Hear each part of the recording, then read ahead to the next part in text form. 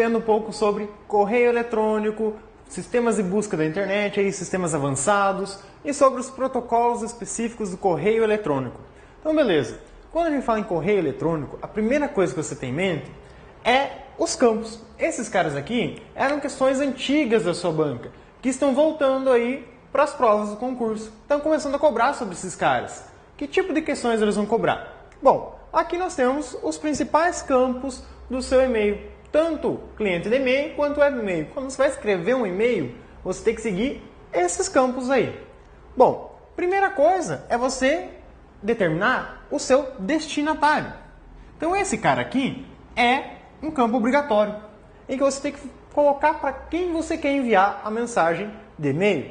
Quando um nome aparece aqui ou vários endereços de e-mail, ele vai aparecer para quem receber. Ou seja, você coloca lá destino 1, destino 2, ponto e vírgula, ou só separado por vírgula, depende de cada serviço de e-mail.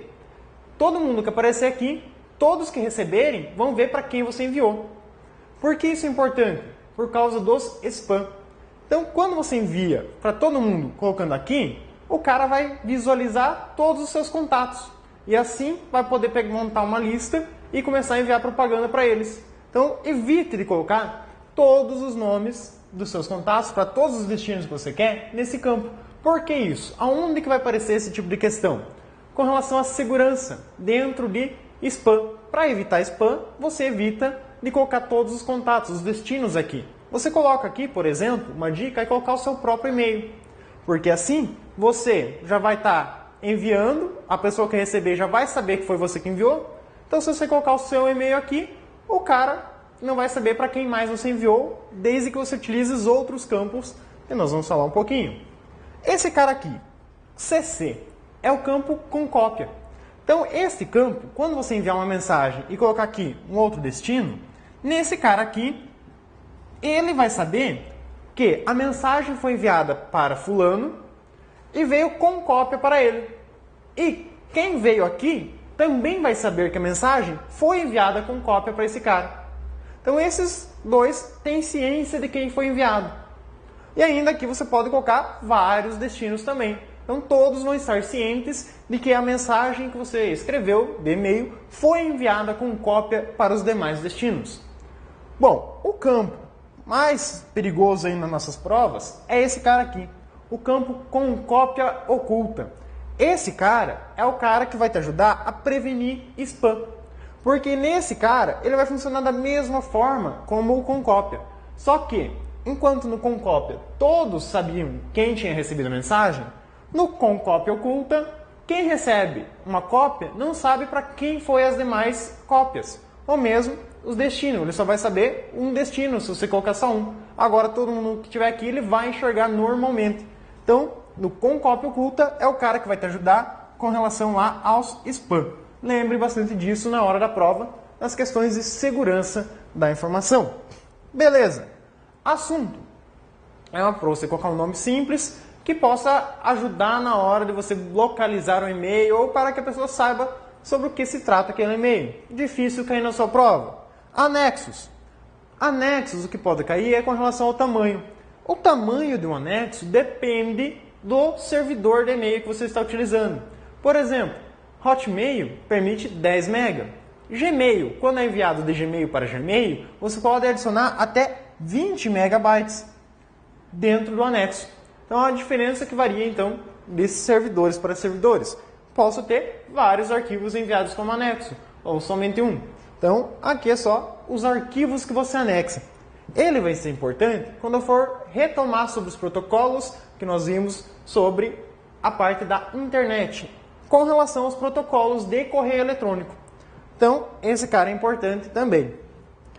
Corpo da mensagem. Aqui vai a mensagem como você quer. Ela pode ser somente um texto puro colocado lá dentro. Você coloca lá, digita só o texto na mensagem.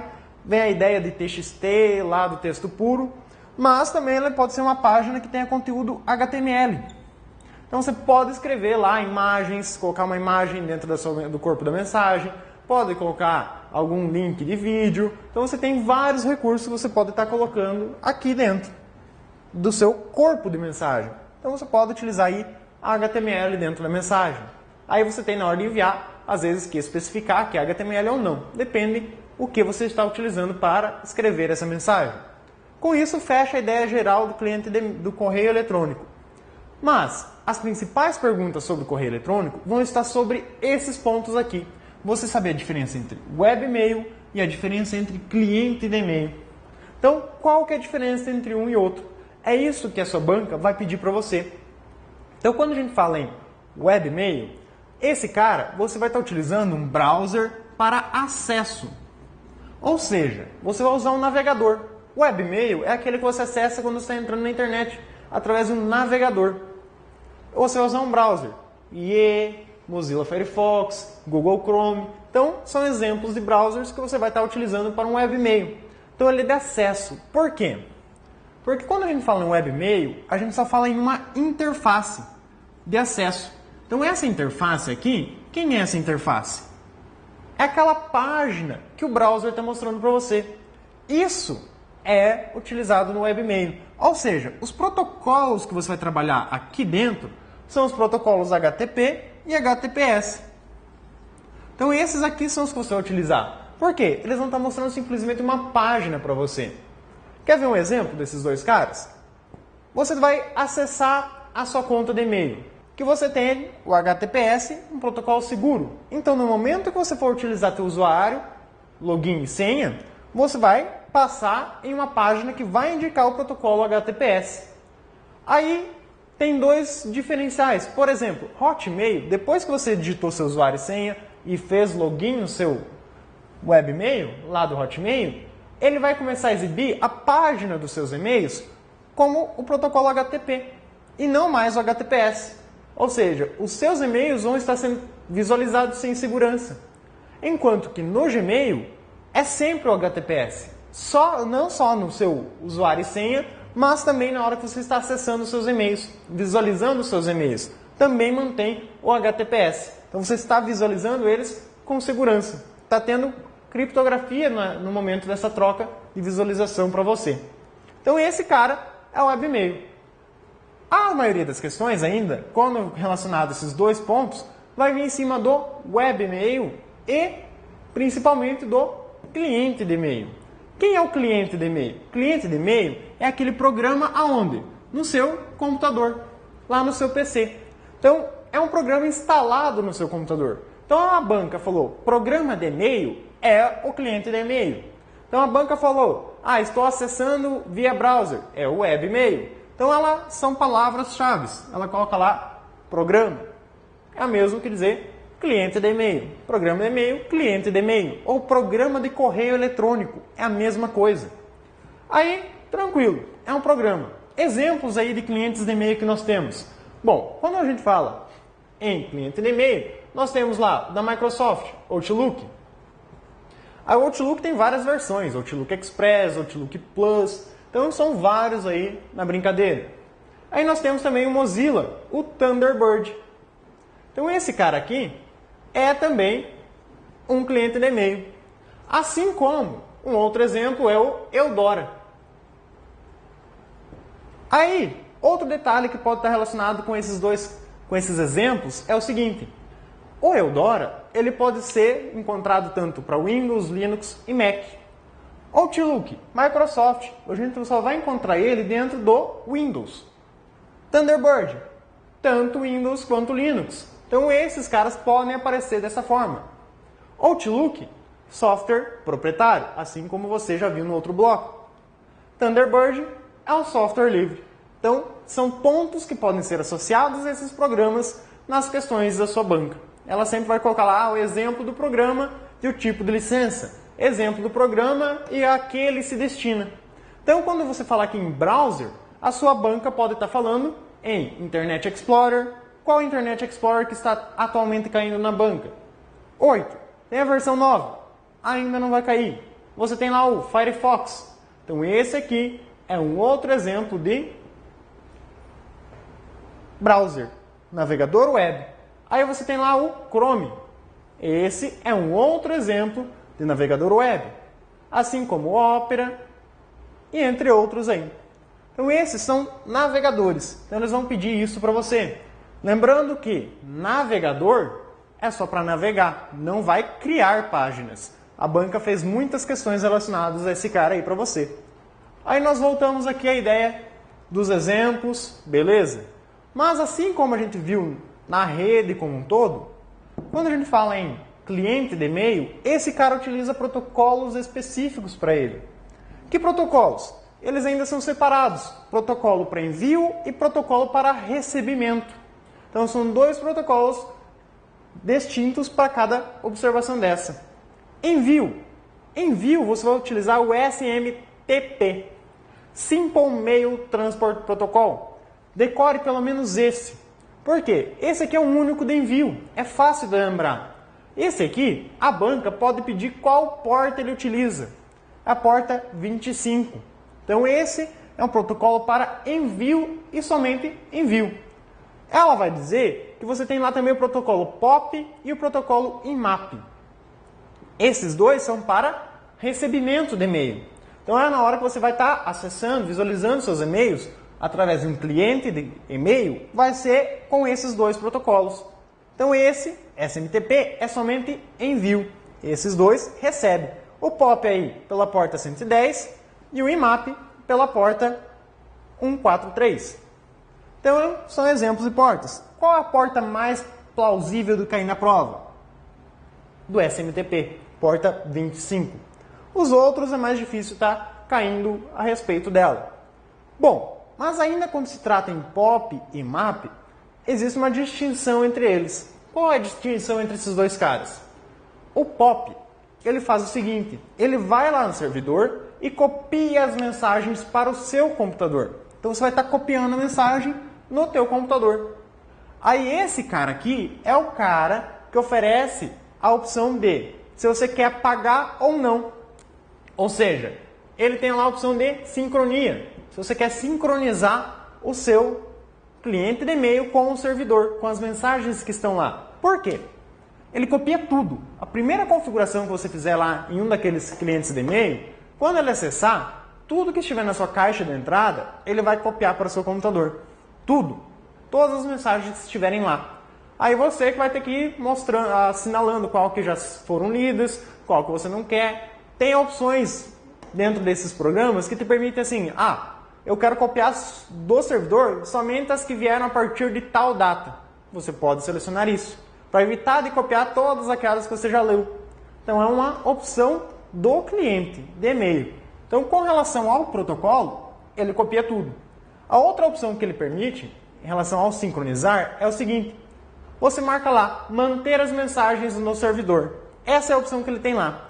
Quando você marca manter as mensagens no servidor, o que acontece? Quando você deleta uma mensagem do seu cliente de e-mail, lá no servidor a mensagem não sofreu alteração nenhuma. Ela ainda se encontra lá. É mais ou menos a ideia de um backup. Agora, quando você fala apagar também as mensagens do servidor, você está sincronizando o seu cliente de e-mail com as mensagens que estão no servidor. Como assim? Deletei? Depois que eu deletei, as mensagens que estão lá no servidor também serão apagadas. Então esse é uma opção do protocolo POP, de recebimento. O outro protocolo que a banca vai comparar com o POP é o IMAP. O IMAP, ele também é de recebimento de e-mail, como eu já mostrei para você. Só que, na verdade, ele é um pouco mais específico a finalidade dele. Ele só faz acesso. Ou seja, você vai estar utilizando o seu cliente de e-mail como uma interface. Ele é mais parecido com o webmail, esse cara. Mas ele é um protocolo próprio do cliente de e-mail. Então você vai acessar a mensagem. Se você deletar a mensagem, você não vai estar deletando ela de dentro do seu computador. Você vai estar deletando a mensagem lá de dentro do servidor, quando você utiliza o protocolo IMAP. Então, esse cara aqui é como se você estivesse só acessando lá dentro. Não tem copiar para o computador. O que acontece? Quando nós utilizamos o protocolo POP, você pode estar offline. Esse cara aqui era bastante utilizado para as internets discadas, as dial-up. Nessas conexões aqui, você fica muito tempo conectado, você estaria pagando pulsos, gastando com a linha telefônica. Além de que naquela conexão dial, você ou usa o telefone ou usa a internet. Então, o que você fazia? Copiava tudo para o seu cliente de e-mail, desconectava da internet e, desconectado, lia-se os e-mails, porque esse cara permitia. Porque utilizando ele, a mensagem está no seu computador também. Então, permitindo a mensagem acesso offline. Já nesse cara, no IMAP, se você desconectar da internet, você não consegue visualizar suas mensagens mais, porque você não tem acesso, você está offline e não tem acesso. Então esse cara, obrigatoriamente, você tem que estar conectado com a internet, tem que estar online. Eu vou passar para você agora um pouco sobre os protocolos mais gerados para você fazer uma pesquisa avançada, ou seja, as regras de pesquisa avançada. O protocolo é a ideia de uma regra. Então você vai fazer as regras de pesquisa avançada para os motores de busca, que aí é um ponto que as bancas estão cobrando no geral, novidade aí para os concursos públicos. Vamos ali para o próximo quadro. É isso aí. Agora, quem que nós vamos estudar? Eu vou mostrar para você que você pode fazer uma busca mais otimizada quando você for procurar algo na internet. Lá no motor de busca do Google, do Bing, agora aí está iniciando, está um ano e meio no mercado. É um cara, digamos, novo, mas na verdade era o antigo MSN lá, a busca do MSN da Microsoft. Então esse cara aí também obedece às mesmas regras que nós temos aqui nas opções avançadas de pesquisa. Então, por exemplo, essa aqui é a mais comum que você utiliza. Você quer fazer uma busca por uma frase exata. Você vai colocar ela entre aspas. Então você coloca lá, vou buscar uma frase. Busca pela frase. Então você vai lá e digita essa frase e coloca as aspas. Então você vai fazer uma busca exatamente. Todos os resultados tem que ter essa frase exatamente como você escreveu. Então ele não vai buscar resultados que só aparecem lá a palavra busca e não tem o resto da frase. Ele só vai buscar exatamente os resultados, só vai mostrar você lá na lista de resultados os que incluem a frase inteira da forma como você digitou. Esse é o mais utilizado, é o mais fácil de você lembrar. Agora, quando você quer buscar um domínio, quando você tem lá o nome de um site que você não lembra, por exemplo, eu quero buscar os domínios do Alfa Concursos Públicos, quero saber quantos sites o Alfa Concursos Públicos tem. Aí você vai encontrar o Alfa Concursos Públicos e o Alfa Concursos Públicos Online. Então você vai encontrar os dois caras quando, por exemplo, você for lá no seu navegador e digitar lá dentro do campo de busca do seu motor de busca a opção site, e escreve lá Alfa. Então você vai buscar os domínios que tenham no nome do domínio a palavra alfa. Então tem alfaconcursospúblicos.com.br. Então vai aparecer na lista esse cara. Aí tem lá Alfa Colégio, vai aparecer lá Alfa Colégio. Então são buscas pelo domínio. Então aparece lá no domínio tendo essa palavra que você digitou aqui. Então nesse caso você tem um espaço aqui no meio. Bom, o outro termo, outro exemplo de busca avançada é você utilizar o menos. Só que, cuidado com esse cara. Porque quando você vai fazer uma busca exclusiva, excludente, que você quer excluir termos, por exemplo, eu tenho o termo 1 e tenho o termo 2. Aí eu não quero fazer uma busca que apareça nas buscas, no resultado, na lista de resultado, buscas que tenham a palavra termo, porém, não pode ter, nessas páginas de resultado, o termo 2. Só quero que apareça o termo 1 e nas que aparece o termo 1 não apareça o termo 2. Então eu vou colocar o sinal de menos bem adjacente à palavra que eu quero excluir. Então eu não quero que apareça no resultado. Ou seja, eu vou colocar lá grudada, não vou ter espaço entre ela e o sinal de menos. Então dessa forma, no seu resultado de busca não vai aparecer o cara que você inseriu. E quando você quer fazer uma busca com preenchimento de espaços? Ou seja, você vai utilizar o asterisco. Como que vai ser esse cara aí? Por exemplo, eu quero buscar o ermo. Só que eu tenho várias palavras que terminam com RMO. Então eu coloco um asterisco antes, adjacente. Ele vai trazer para você todos os resultados que terminem em RMO. Todas as palavras que terminem em RMO. Quando você buscar desta forma. E o asterisco também pode ser utilizado como um sufixo. Você pode buscar palavras que têm um sufixo. Por exemplo, a palavra aí, amor. Asterisco. Vai aparecer amora, Então vai aparecer esses resultados que completa com qualquer termo que ele reconheça como válido, dentro do idioma que você fizer a pesquisa. Então isso são opções avançadas para você estar preenchendo. Eu posso ter na mesma busca os dois, por exemplo, amor, for lá e colocar um asterisco antes e um asterisco logo depois? Pode. Ele vai fazer o complemento antes e completar também depois. Então essa é uma busca que vai preencher os espaços que você deixou aqui da palavra. E a outra é uma bem parecida com a frase exata. É a palavra exata. Quando a gente vai buscar uma palavra, é quando você quer fazer, por exemplo, uma busca do tipo, quer procurar por um nome. E o Google sempre coloca lá para você, você não queria procurar por isso? Então você vai utilizar o sinal de adição.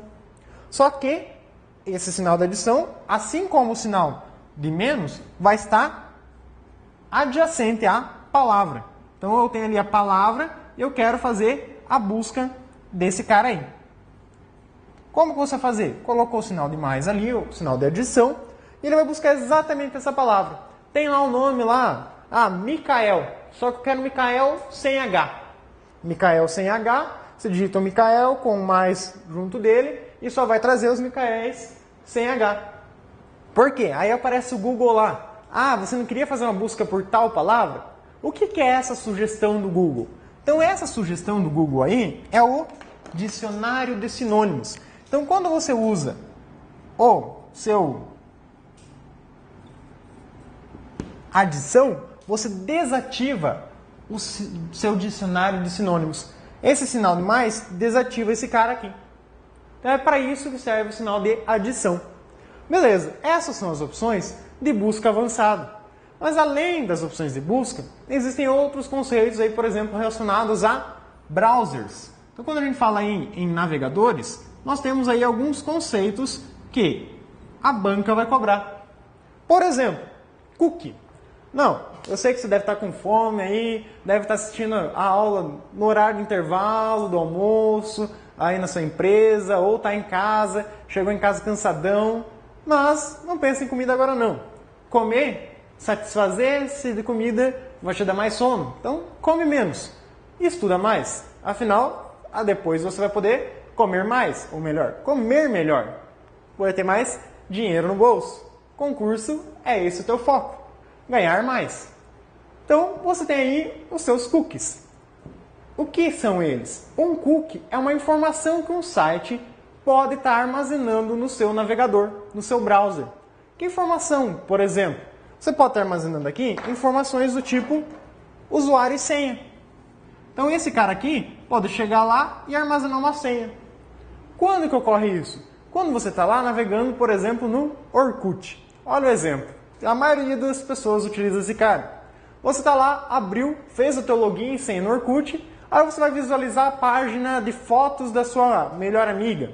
Ver com quem que ela anda saindo e tudo mais. Vai que encontra lá a foto do seu namorado, namorada, e você nem sabia que ele tinha saído. Então, quando você trocou de página, você teve que digitar a sua senha novamente? Não. Por quê? Porque o seu browser tem essa informação que foi armazenada através de um cookie pelo Orkut. O site do Orkut armazenou a sua senha dentro de um cookie, no seu navegador, essa informação fica armazenada, a senha. Aí ele mantém o que a gente chama de sessão. Então essa sessão aí é o tempo que você está utilizando o navegador. Depois você tem lá o botão sair. Quando você aperta o botão sair, é como se você estivesse tirando a informação. Ou, na verdade, desativando. Porque a informação do seu cookie, que tem a senha, continua lá. Por isso que os navegadores têm a opção de excluir os dados de navegação. Para quando você está em uma rede pública, você apagar esses dados depois que você terminou de utilizar. Eu vou mostrar para você que o Internet Explorer trouxe aí 3 recursos. E esses recursos, um deles é apagar essas informações de navegação. Então, para evitar segurança, aumentam critérios de segurança, também questões relacionadas a cookie na sua prova. Então, beleza. Além dos cookies, o que mais relacionado ao browser pode estar caindo de conceitos primordiais? É o conceito de cache. Eu vou mostrar para você que não é só no browser que você tem cache. Nós temos aí a cache no processador. e também outros pontos que utilizam cache. Mas, no âmbito de browser, o que é uma cache? A cache é quando você está acessando um site e você quer acessar mais rapidamente depois. Então é como se fosse uma memória temporária. Então ele armazena informações sobre a página que você acessou no teu computador. Como o que, por exemplo? Como imagens. Então, além das imagens, porque essas aqui são pesadas para carregar. Eu tenho aí vídeos. Então, quando você acessa lá o YouTube, assistindo um vídeo no YouTube, bom, você encontra lá vários sites para baixar os vídeos do YouTube. O vídeo já está no teu computador, está lá na cache. Só que ele não vai estar mostrando lá .flv, que é o formato do vídeo do YouTube. Você tem que dizer para aquele arquivo que ele é daquele formato. Então, quando você quer um vídeo do YouTube, ele já está no teu computador. Você assistiu ele? Acabou de visualizar? Está lá, salvo na cache. Por isso que a segunda vez que você assiste ele em seguida, acessa mais rápido. Porque ele não está acessando no site, e sim no seu computador. Que é uma informação armazenada em uma pasta temporária do seu computador. Assim como as imagens. Então você lá acessou as páginas de fotos das suas amigas, dos seus amigos. Quando você abrir a primeira vez, ele começa carregando, carregando, carregando. Depois, ele já abre direto a foto, porque está acessando do seu computador. Então ele faz aí uma busca primeiro na cache. Se não encontrar aquilo que você está acessando na cache, recente ali na cache, ele busca no site que você pesquisou. Então essa cache do navegador, ela tem um tamanho fixo, que conforme extrapolou esse tamanho, ela vai sobrescrevendo as informações que está lá dentro com as dos sites mais novos que você vai acessando, com as novidades aí. Mas cache também pode estar relacionado a um servidor, o servidor proxy. O que esse servidor proxy faz? Você tem lá o seu computador, dentro do seu computador está o navegador, também tem a cache. Mas, além desse cara, você está, por exemplo, em uma rede.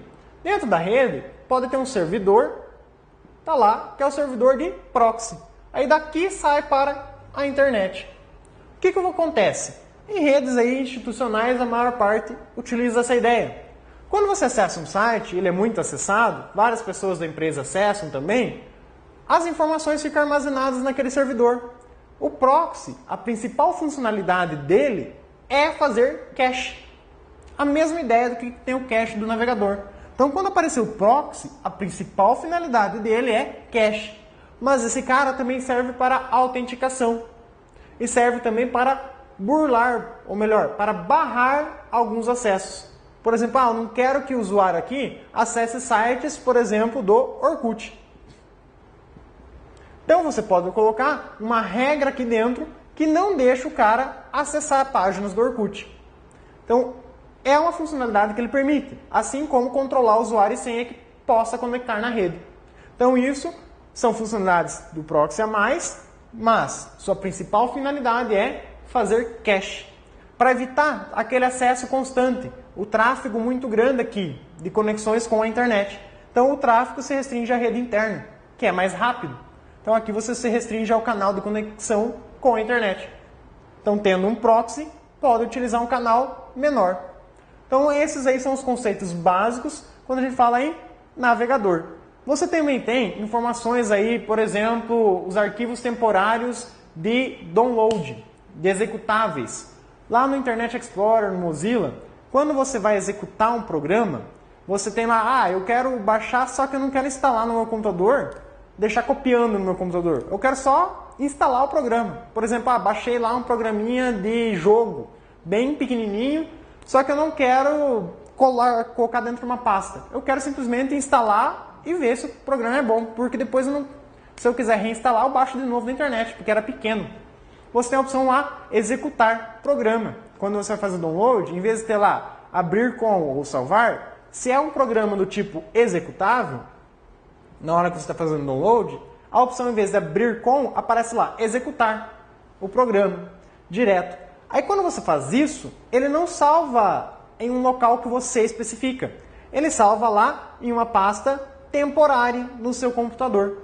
Essa pasta temporária que ele salva lá dentro, ela também é uma das informações armazenadas no seu computador, que o seu navegador tem a opção para limpar. Então, quando aparece lá na hora da prova a ideia do conceito sobre cloud, então ele coloca lá no edital Cloud Computing. O que é isso?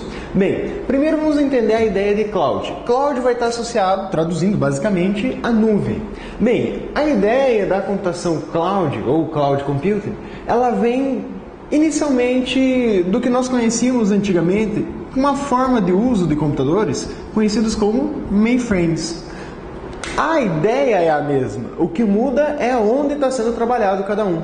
Por exemplo, mainframe era a situação em que você, dentro do ambiente da empresa, você tinha lá os computadores dos usuários, do funcionário, mas esse computador era chamado de computador burro, um terminal apenas. Mas aí o que era feito? Colocava um computador fodarástico lá, que esse tinha dentro dele todo o poder computacional. É ele quem faz todo o trabalho.